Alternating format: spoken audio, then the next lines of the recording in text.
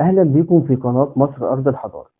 في الفترة اللي فاتت انتشر كلام كتير جدا عن الحضارة المصرية، وإن اللي بناها قوم عاد مش المصريين القدماء، وده بحجة إن قوم عاد كانوا عمالقة وكانوا أقوياء جدا، وهم الوحيدين اللي قادرين على نحت ونقل التماثيل الضخمة وبناء المعابد والأهرامات العملاقة. وفي ناس شطحت أفكارهم أكتر لدرجة إن هم ادعوا إن الفضائيين أو سكان أطلانتس المفقودة هم اللي بنوا الحضارة العظيمة دي. في الحقيقة إن الناس اللي بتروج للكلام ده إما إنهم جاهلين بعلم المصريات أو حاقدين على المصريين والحضارة العظيمة اللي هم بنوها. ولكن المصريين القدماء كان ليهم رأي تاني، زي ما يكون قلبهم كان حاسس باللي هيحصل بعد آلاف السنين، فسابوا لينا الأدلة والبراهين اللي بتدل إن هم اللي بنوا الحضارة دي مش أي حد تاني غيرهم. ومن ضمن الأدلة دي المنظر اللي موجود قدامنا، واللي موجود في مقبرة النبيل جحوتي حتب في منطقة المنيا، وهو ده موضوع حلقة النهاردة اللي أتمنى إنها تعجبكم.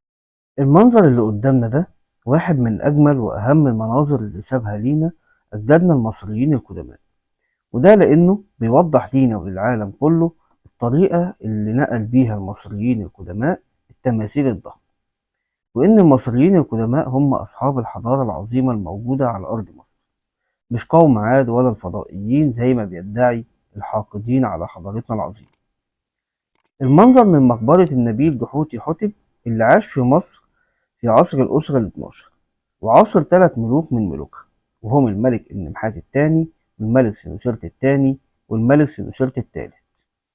المقبرة فيها مناظر كتير بتعبر عن الحياة اليومية عند المصريين القدماء، ولكن أهم منظر في المقبرة هو منظر نقل التمثال العملاق لجحوتي حتب، واللي كفيل بهدم نظريات المشككين في عظمة أجدادنا القدماء المصريين، وبيجاوب على سؤال مهم جدا، وهو إزاي المصريين نقلوا التماثيل والمسلات العملاقة.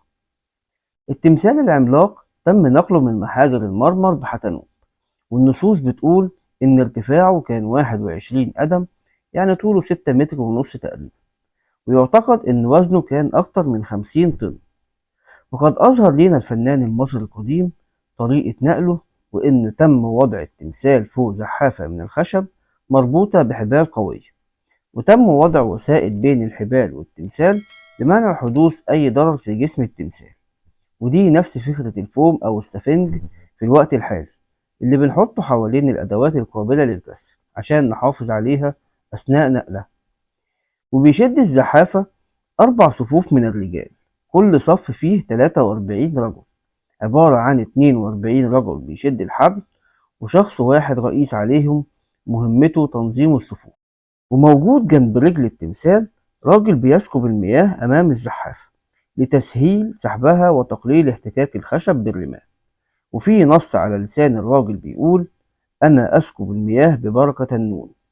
والنون في الميثولوجيا المصرية هي المياه الأزلية التي خرج منها الإله الخالق.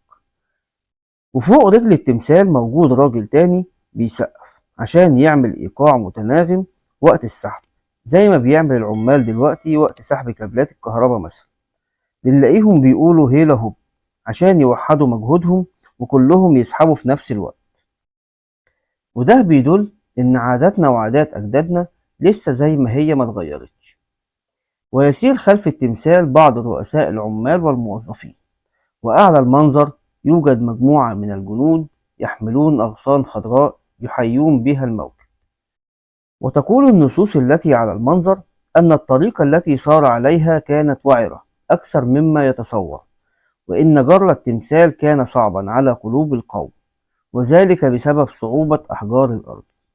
ويقول جحوتي حتب: وأمرت الشبان والأحداث من رجال الجيش ليشقوا طريقا للتمثال، ويساعدهم في ذلك جماعات من حفار القبور ورجال المحاجر المهرة. وقال الرجال الأشداء: أتينا لنحضر التمثال، وكان قلبي فرحا وقتها، وقد اجتمع أهل المدينة وقتها مظهرين الفرح، وكان النظر إلى هذا سارا جدا أكثر من أي شيء، فكان الرجل المسن بينهم يرتكز على الطفل ومفتول الساعد، والضعفاء زادت شجاعتهم وقويت أذرعتهم، حتى إن الواحد منهم كان في قوته 1000 رجل. ويقول الشباب الذين كان يقودهم سيدهم الحاكم الوراثي الذي ينعم برضاء الملك: دعنا نأتي دعنا نفلح أولاده من بعده، إن قلوبنا فرحة بعطف الملك الذي يعيش مخلدا. المنظر ده وغيره كتير في الحضارة المصرية بيدل إن المصريين القدماء هم أصحاب الحضارة الحقيقيين، مش قوم عاد ولا الفضائيين، وإن محدش ليه فضل على حضارتنا غير أجدادنا العظماء اللي بنوا الحضارة العظيمة دي بجهدهم وعرقهم وحبهم لملوكهم وحكامهم، مش بالسخرة ولا بالعبيد زي ما بيدعي البعض. أتمنى تكون عجبتكم الحلقة وأكون قدرت أوصل لكم ولو جزء بسيط عن عظمة حضارتنا وعظمة أجدادنا المصريين القدماء.